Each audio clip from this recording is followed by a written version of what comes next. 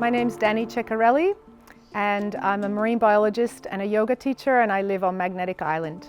I'm half Swiss and half Italian, and I was actually born in the USA. We left there when I was 4 months old. Then we lived in Italy. I lived in Italy till I was 8, and then my father got a job in Syria, and we lived in Aleppo in Syria for 6 years. In Aleppo, we went to this little international school where at that time, when I was 10, 11, there were only about 80 kids in the whole school. So every Thursday afternoon, the school principal would gather the whole school and show us David Attenborough's first series, the Life on Earth series.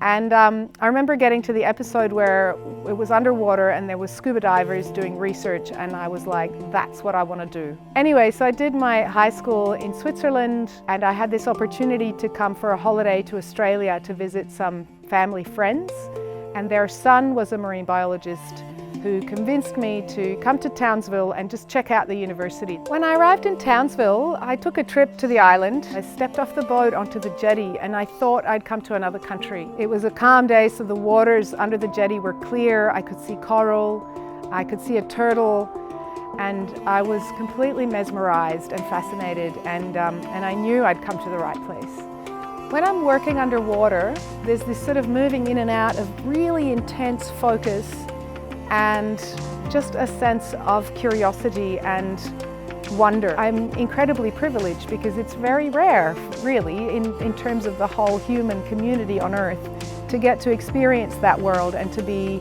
briefly part of it.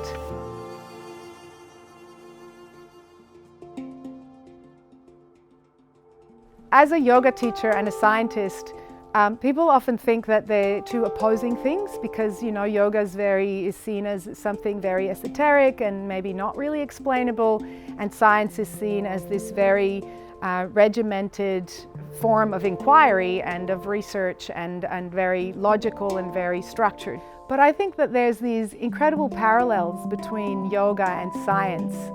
And for me, being a marine scientist, the first and most obvious thing that comes to mind is the breath. So in yoga, we work very much with controlling the breath or freeing the breath.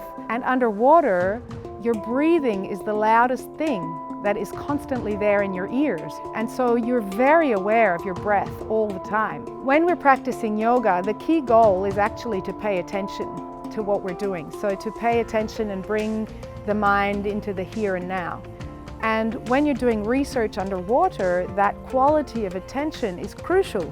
There's one more thing that I always think about when I think about yoga and science. And one of my favorite yoga teachers once said, a yogi is someone who leaves the place better than they found it. And to me, collecting information about coral reefs and how they're changing and passing it on to people who can do something about it is kind of my way of, in my work, trying to leave the place better than I found it.